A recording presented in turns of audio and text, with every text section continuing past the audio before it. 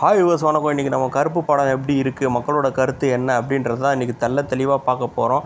So படம் எப்படி இருக்குது அப்படின்னு பார்க்கலாம். ஸோ படம் பார்த்தீங்கன்னாக்க ஃபஸ்ட் ஆஃப் செகண்ட் ஆஃப் அப்படி ரெண்டாக பிரிச்சுருக்குறாங்க. ஸோ ஃபஸ்ட் ஆஃப் பார்த்தீங்கன்னாக்க சிட்டியில் கோர்ட்டில் இருக்கக்கூடிய இதை கரண்ட்டு சுச்சுவேஷன்லாம் எப்படி இருக்குது அப்படின்றத சொல்லியிருக்காங்க. செகண்ட் ஆஃப் ஃபுல்லாக பார்த்தீங்கன்னாக்கா கருப்பு. சூர்யாவோட கேரக்டரு வேறு லெவல் பிச்சு உதறிட்டாருன்னு சொல்லணும். கடவுள் பக்தி அதிகமாக இருக்கிறவங்க, கடவுள் பக்தி இருக்கிறவங்களுக்கு செகண்ட் ஆஃபு. டோட்டலாக இந்த படத்தோடைய கருத்து அப்படி என்னன்னு சொல்ல வரீங்க பார்த்தீங்கன்னாக்கா, ஃபஸ்ட் ஆஃபில் பார்த்தீங்கன்னாக்கா நியாயமாக பார்த்தீங்கன்னாக்கா கோர்ட்டு, போலீஸ் ஸ்டேஷன் அப்படி ஒரு மனிதராக இருந்து எப்படி வெல்றாங்க. செகண்ட் ஆஃப் பார்த்தீங்கன்னாக்கா கடவுள் எப்படி பார்த்தீங்கன்னாக்கா தீய சக்தியை அழிக்கிறாரு கடவுள் நம்பிக்கை இருக்கவங்களுக்கு. கோர்ட்டு கேஸு, போலீஸ் ஸ்டேஷன் போகாதவங்களுக்கு இந்த படம் கதை ஓரளவுக்கு மொக்கையாக இருக்கிற மாதிரி இருக்கும். அதேமாரி தெய்வ பக்தி இல்லாதவங்களுக்கும் இந்த படம் மொக்கையாக இருக்கிற மாதிரி இருக்கும். இந்த ரெண்டுமே எக்ஸ்பீரியன்ஸ் இருக்கவங்களுக்கு மட்டும்தான் இந்த படம் சான்ஸே இல்லை, வேறு லெவலில் எடுத்திருக்காரு பாலாஜின்னு சொல்லியிருக்கணும். ஏன்னா இந்த படம் பார்த்திங்கன்னா மூக்குத்தி அம்மன் எடுத்திருப்பார். அந்த படத்தில் பார்த்திங்கனாக்கா கடவுளாக நயன்தாரா போட்டிருப்பார். சேம் கான்செப்ட்டு அப்படி தான் இதையும் அப்ளை பண்ணியிருக்காரு. அவர் தான் ஃபுல் ரோல் இந்த படத்தில் இருக்கிறாரு, நெகட்டிவ் ரோல் பண்ணியிருக்கிறாரு. பாசிட்டிவ் ரோலுக்கு பார்த்திங்கனாக்கா சாமியை இறக்கியிருக்காரு. அந்த சாமி தான் பார்த்திங்கன்னா கருப்பு. அந்த கருப்பு, அந்த சாமின்ற கேரக்டர்லாம் பார்த்திங்கனாக்கா சூர்யா அவர் இந்த படத்தில் நடிக்கிறாரு.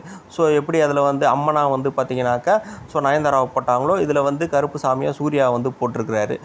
இதுதான் கதை.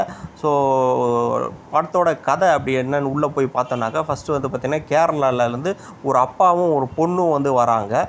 அவங்க வரப்போ ஆப்ரேஷனுக்காக வராங்க. அந்த பொண்ணுக்கு ரொம்ப சிவியரான இது இருக்குது, ஆப்ரேஷன் பண்ணணும், இல்லாட்டி அவங்க இறந்துருவாங்க. அவங்கக்கிட்ட பணம் எல்லாம் அப்படி இருக்கும்போது பார்த்திங்கனாக்கா அவங்கக்கிட்ட நகை இருக்குது, கிட்டத்தட்ட ஒரு 70-60 சவரன் நகை இருக்குது. அந்த நகையை விற்று நம்ம ஆப்ரேஷன் பண்ணிடலான்ட்டு ட்ரெயின்லேருந்து இறங்கி வராங்க.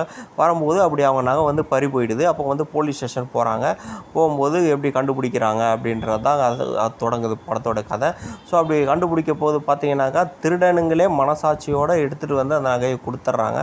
ஆனால் அதுக்கப்புறம் பார்த்திங்கனாக்கா அந்த நகையை எப்படி எடுத்து வச்சுக்கிட்டு நீங்கள் கோர்ட்டில் போய் தான் வாங்கணும் அப்படின்னு சொல்லிட்டு ஒரு லாயர் அறிமுகப்படுத்தி வைக்கிறாங்க. அவர் தான் ஆர்ஜே பாலாஜி.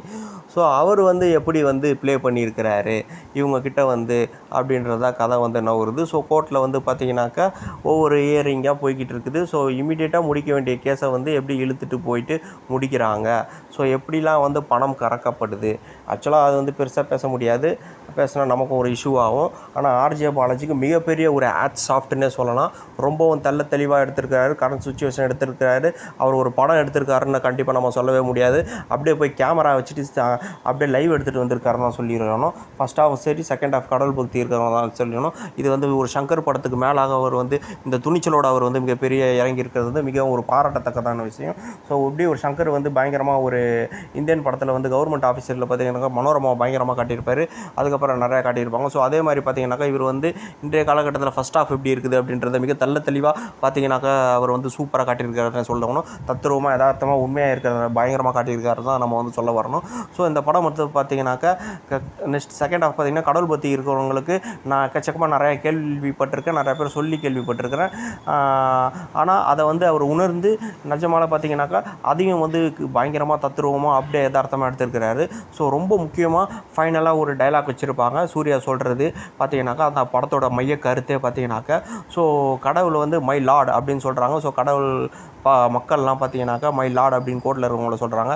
போலீஸையும் கடவுள் மாதிரி மதிக்கிறாங்க.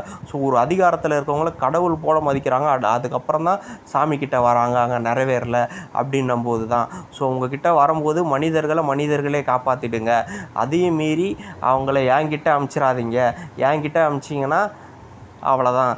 சொல்லிட்டு கிளைமேக்ஸில் பார்த்திங்கனாக்கா பாலாஜி தலையை அந்த கருப்பு சாமி அப்படியே துண்டாக வெட்டி போட்டுரும். அப்போ துண்டாக வெட்டி போட்டுட்டு தான் அந்த டைலாக் வரும். மனிதர்களாகிய உங்களை கடவுளாக நம்பி மனுஷங்க பார்த்திங்கனாக்கா வராங்க. அதை நியாயமாக மனிதத்தன்மையோடு நிறைவேற்றுங்க. அதை விட்டுட்டு அவங்கள என்கிட்ட முறையிட வச்சிங்க, இதுதான் கெதி அப்படின்ற மாதிரி பார்த்திங்கனாக்கா ப்ராக்டிக்கலாகவும் கடவுள் சக்தி இருக்குது, கடவுள் நம்பிக்கை இருக்கவங்களும் சூப்பராக எடுத்துகிட்டு போயிருக்காங்க. சரி கதைக்குள்ளே வருவோம். அது அப்பாவும் அம்மாவும் வராங்க, அப்பாவும் பொண்ணும் வராங்க. ஸோ அந்த பொண்ணு பார்த்திங்கனாக்கா அதுக்கப்புறம் பார்த்திங்கனாக்கா ஒன்றும் பண்ண முடியல, அவங்களுக்கு எதிர்கால கேஸ் அமைஞ்சிருது. நெக்ஸ்ட்டு பார்த்திங்கனாக்கா அந்த கேஸ் வந்து பார்த்திங்கனாக்கா சூர்யா வந்து என்ட்ரி ஆகுது. எப்படின்னா அவர் கருப்பு சாமி கிட்ட போயிட்டு வேண்டிக்கிறாரு.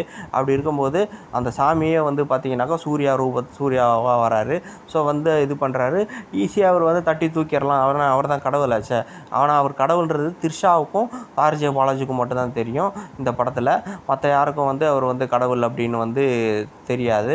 ஸோ அதேமாதிரி ஆர்ஜே பாலாஜி வந்து சொல்லிவிடுவார், உன்னோட பவர் யூஸ் பண்ணக்கூடாது, ஏன்னா நீ கடவுளாக இருந்து சாதிச்சிருவேன், மனுஷனாக இருந்து சாதிச்சு காட்டு பார்ப்போம் அப்படின்றவாரு.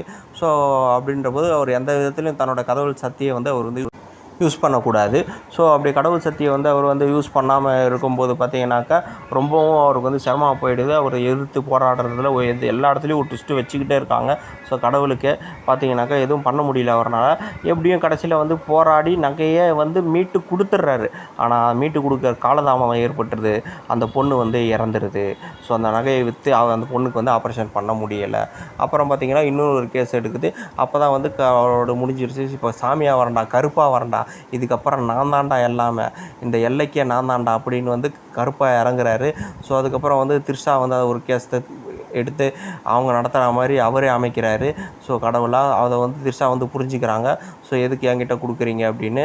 ஸோ அப்படின்னும்போது பார்த்திங்கனாக்கா இந்த கேஸ் வந்து நவுறுது. அதுக்கு எப்படி ஒவ்வொரு இடத்துலையும் வந்து செகண்ட் ஹாஃபில் வந்து அவர் வந்து கடவுளாக இருந்து எந்தெந்த இடத்துல எப்படி நிறைவேற்றுறாரு அப்படிலாம் வந்து பார்த்திங்கனாக்கா கொஞ்சம் சினிமாத்தனமாகவும் ரொம்பவும் நம்பிக்கையாக இருக்கிற மாதிரியும், இந்த கடவுள் உணர்ச்சி இருக்கவங்களுக்கு அது வந்து ரொம்பவும் பார்த்திங்கனாக்கா பயங்கரமாக 100% ட்ரூ. ஸோ இல்லாதவங்களுக்கு அது வந்து கொஞ்சம் போர் அடிக்கிற மாதிரி தான் இருக்கும். ஸோ அப்படியே வந்து படம் வந்து போயிட்டுருக்குது. ஸோ அதே மாதிரி பார்த்திங்கன்னா ஆர்ஜே பாலாஜி வந்து வேறு கேரக்டர் நெகட்டிவ் ரோல் போட்டிருக்கலாம் அப்படின்னு நினச்சிருக்கலாம். ஆனால் அப்படி அவரே நடிச்சிட்டாரு.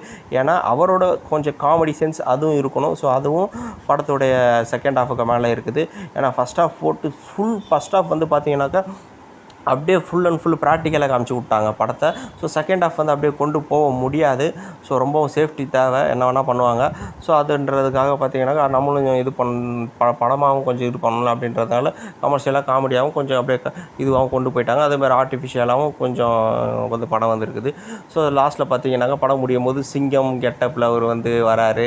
ஸோ அதெல்லாம் வந்து ஃபேன்ஸுகளாக கொஞ்சம் வச்சுருக்காங்க.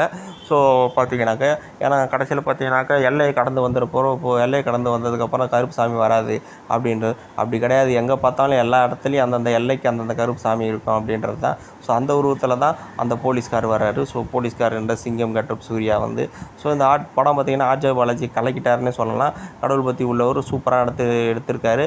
அதே மாதிரி தீமையை அழிக்கக்கூடிய அநியாயத்துக்கு எதிராக வந்து அவர் வந்து ரொம்பவும் குரல் கொடுப்பார், கெட்டதெல்லாம் விரும்ப மாட்டார். அதையும் வந்து பார்த்திங்கன்னா சூப்பராகவே எடுத்து உடைச்சி காட்டியிருக்கிறாரு. ஸோ த்ரிஷா வந்து பார்த்திங்கனாக்கா இது வரைக்கும் அவங்க நடித்த படத்துலேயே வந்து இது ஒரு மிகப்பெரிய ஒரு சூப்பரான ஒரு கேரக்டரை வந்து நிஜமாலே செலக்ட் பண்ணி நடிச்சிருக்கிறாங்க. சான்ஸே கிடையாது. இதே மாதிரி அவங்க வந்து ப்ளே பண்ணாங்கன்னா திருப்பி கம்பேக் கொடுத்துட்டு பயங்கர லீடுக்கு வர்றதுக்கு வந்து நிறைய அதிக வாய்ப்பு இருக்குது. ஸோ இதை வந்து அவங்க யூஸ் பண்ணிக்கணும் இந்த மாதிரி கேரக்டரு. ஸோ சூர்யா வந்து சொல்ல வேணாம், பிச்சு உதறிட்டாருங்க. உண்மையிலே பார்த்தீங்கன்னா அவர் சொன்ன மாதிரி கருப்பு தான் அவருக்குள்ளே பூந்து இந்த கதையை வந்து ஒத்து வச்சுருக்காங்கன்னு சொல்லணும் அவர் சொன்ன மாதிரியே.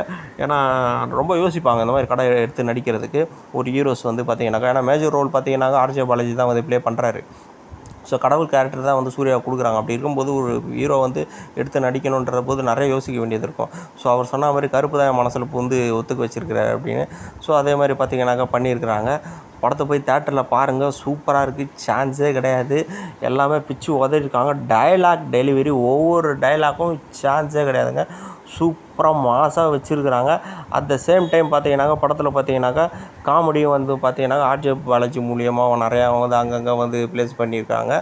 ஸோ படம் வந்து சீரியஸாகவும் போகுது, காமெடியாகவும் போகுது, மாசாகவும் இருக்குது. ஸோ அதே மாதிரி பார்த்திங்கன்னா ரொம்ப யதார்த்தமாகவும் இருக்குது. அதே மாதிரி பார்த்திங்கனாக்கா கடவுள் பக்தி இருக்கிறவங்களுக்கும் ரொம்பவும் பார்த்திங்கனாக்கா உணர்வு பூர்வமாகவும் இருக்குது. ஸோ படத்தை வந்து மிஸ் பண்ணாதீங்க யாரும்.